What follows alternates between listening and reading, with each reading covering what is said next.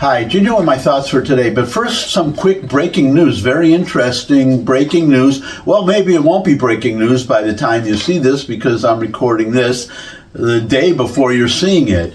But, well, Donald Trump, this is what we will be talking about today, is that the newly elected Prime Minister of Canada, Mark Carney, he was at the White House today, again, the day before you're seeing this. I'm sure that's all over the news. But as they were doing, Q's and A's, questions and answers, Trump announced that the Houthis just announced that they will no longer attack shipping. They will stop attacking ships. Now, what's interesting about this is that as soon as he said that, I went onto the internet and I did some search engineering to find a news story about it, and I saw a news story that reported that the Houthis said that, but what they said was that they would stop attacking ships except for ships that are owned by Israel, and maybe ships, I don't know if it just said ships going to Israel. I don't remember. The problem is because that story's now disappeared. I can't find it. And I saw there are any number of stories as I'm recording this saying that Trump announced that the Houthis said they would no longer attack ships, but I no longer see any articles, any third-party news articles reporting this, so we'll have to see how that shakes out.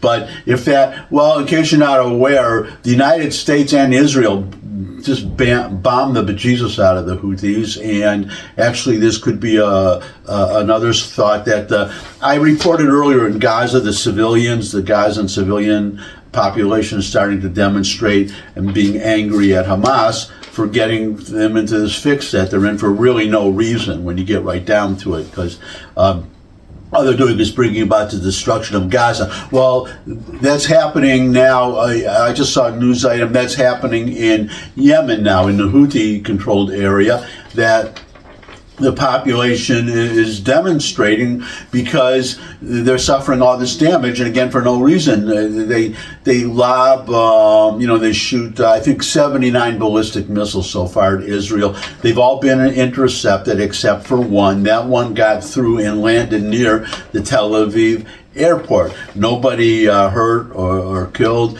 no serious damage, but the Israelis retaliated, and they destroyed the capital airport of in Sana'a. That's the capital, at least the Houthis' capital, because Yemen is divided, and right now between the legitimate government and the Houthis. But anyways, they completely destroyed the airport. They destroyed a cement plant that was used to build underground tunnels and things, and some power plants. Did a whole lot of, one missile hit Israel. You talk about, FAFO, blank around and find out. So one missile got through, and this is what the Israelis did, and now we have this news of this. And the United States, we were also, bombing them, and we had this, now we have this announcement. We'll see what happens going forward if it turns out to be true, and Israel will probably attack again if Israeli owned or affiliated, or if Israel is a destination ships are attacked. Israel, they could do more. I would predict that they would. Now, getting to today's subject is, hope you don't mind that digression, but because it is big news. Oh, I got to throw in another one, because Trump, he was teasing a big announcement to come, and he said nothing to do with tariffs. Again, at the Q&A with Mark Carney, and he didn't say what it was. He said it would be coming soon, but I read somewhere else. I've been getting these little feeler type things, and it looks like, if I could be wrong, but I did read that I don't know which countries, but more Muslim or Arab countries will be joining the Abraham Accords, which would be a major announcement. Let's see if we get that Nobel Prize that Trump definitely deserves, especially if this happens. And Okay, enough digressions. I know you want to get to the main subject. So the Q&A with Mark Carney and Donald Trump, the subject of making, Trump has said, he said in the past that Canada should be the 51st state, that we should annex Canada, or Canada should join the United States as a 51st state. And he listed all the advantages to Canada that they would enjoy if they were, and they would, if Canada were to, all of Canada were to become part of the United States, then the combined country, the new United States of America, would become the biggest country in the world, the largest country in the world. That's number one. Number two, all these natural resources that Canada has would be, that would be American now, and so it would be no more importing. No more, all this business of tariffs would no longer apply, because Canada would be part of the United States. So many advantages. Another one, then right now we're protected from the rest of the world by two borders, the Pacific Ocean, two oceans, the Pacific and the Atlantic, on the east and west, but we would also be protected we would have an ocean on the north, if Canada, the north of Canada. And actually, I guess right now there's one advantage of having Canada there. I guess they're a buffer zone between an enemy and us. If they attacked it from the north, they'd have to go through Canada. Well, except for Alaska, they could attack Alaska. So I guess if Canada wants to be a buffer zone, more power to them. Moosehead beer would be an American beer. So there are some advantages there, but there are some disadvantages, which are, well, this is Donald Trump, Mr. Trump, President Trump, if you're listening to this, and you should be if you're not, the problem is that Canada is a very liberal country. I mean, Mark Carney, the new prime minister, he's a liberal. The Liberal Party just won. And it's kind of ironic in a way, because it was his railing against Trump and said, we will stand up to Donald Trump. And so that's why he won. The conservatives were headed for a victory. So it's ironic now here he is sitting down with Donald Trump. And they got along really, really well. Mark Carney said, though, that as a real estate guy, that Donald Trump must understand that some things are not for sale.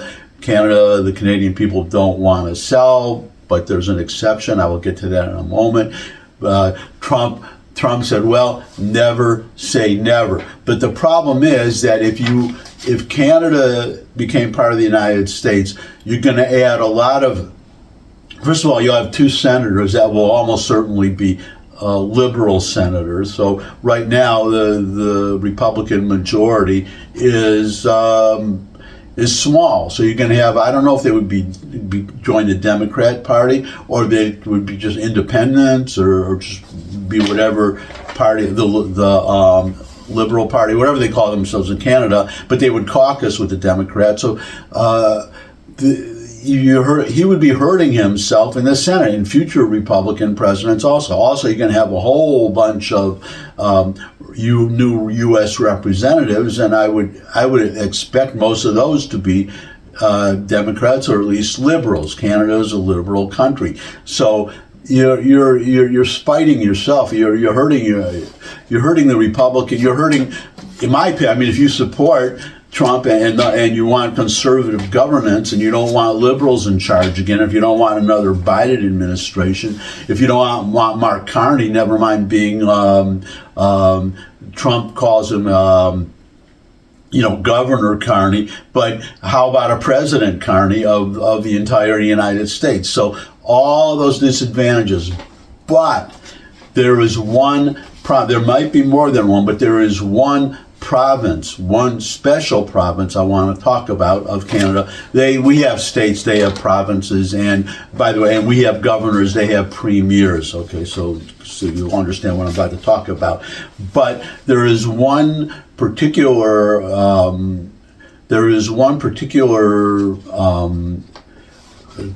that we want to talk province that we want to talk about is is Alberta.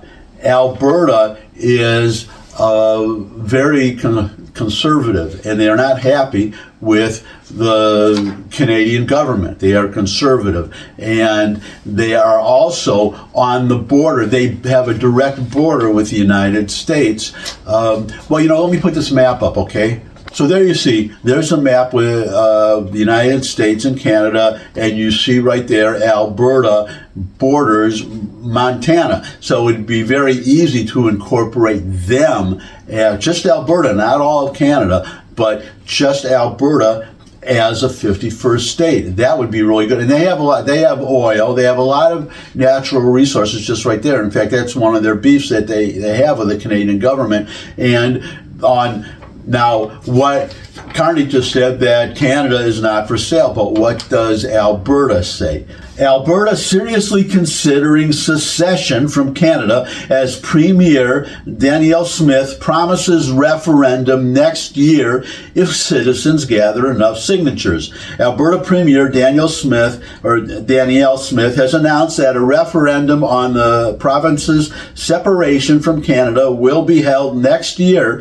if a citizen-led petition garners sufficient support. Although Smith personally opposes secession, she emphasized it should ultimately be up to Albertans, especially if they continue feeling disregarded by federal policies. Premier Smith's decision comes amid growing frustration among Albertans over federal policies that they believe have harmed the province's economy, particularly the oil and gas industry. In a live stream address, Smith stated, the vast majority of these individuals are not fringe voices to be marginalized or vilified. They are loyal Albertans. They're frustrated, and they have every reason to be.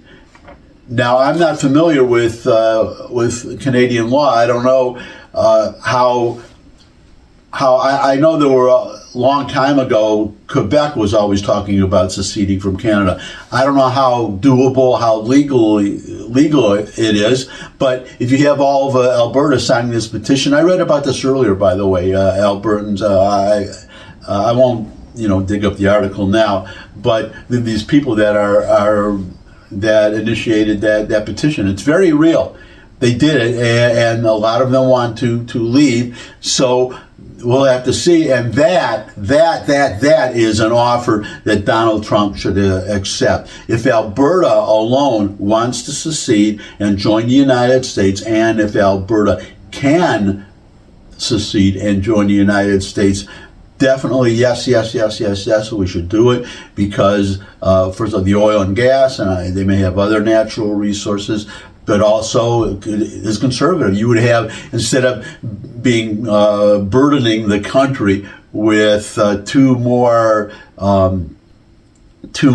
liberal, left-wing senators, we would have almost certainly two more conservative senators, and maybe they would join the Republican Party, and then representatives, I would assume, would be part of the would be also conservative, or most of them would be. And also, if it works, that may inspire other provinces of Canada to want to become part of the United States. And then we should, well, if that happens and we have a Democrat president, then you're going to have a Democrat, then the liberal provinces would be allowed to join if they wanted to.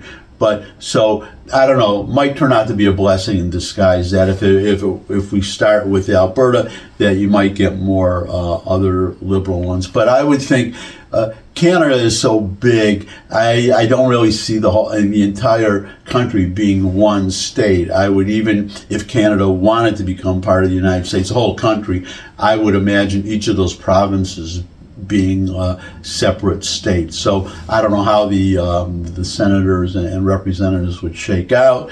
All I know is that Yeah, you wouldn't, if you wanted to go to Alaska, you wouldn't have to drive, you would drive through Canada, but you would be driving through the United States. You wouldn't have to drive through another country. So there's another advantage for you. And that's it for now. Thanks for stopping by. And if you could subscribe, that would really be great. I'd love to hear from all you Canadians out there, but all of you, by the way, another aside, I used to, a long time ago in the 80s, you can find, if you find old issues of Playboy, I used to write with an artist. I was a writer, and then worked with an artist, a comic strip in Playboy magazine, and they had a section called Playboy Funnies in the back, and it was called Through Space and Time with Schwimmer and Jones. Gene Schwimmer is me. I was the writer, and then Randy Jones was the artist. And the reason I mentioned Randy Jones is because he's Canadian. And there you go. So and I've been to Toronto. You originally from Detroit, so right on the border with Canada. I used to drive over the Ambassador Bridge to go over, to go to Canada. So I've been to Canada. And by the way, a little factoid, since I'm digressing all over the place today. Do you know that the Ambassador Bridge is the only, at least in the United States, the only privately owned bridge? A family owns it. It's not the United States doesn't own it. Canada doesn't own it, unless something has changed recently that I'm not aware of. The city of Detroit doesn't own it. The city of Windsor doesn't own it. The other side of the bridge in Canada, a family owns it. And there you go. So little trivia. But that's enough. Your comments, especially you Canadians, welcome in the comments section below the video. Share this video with anyone you think would benefit from it. Subscribe. But most of all, come back and see me again. I'd love to see all of you again. And until I do see all of you again, bye.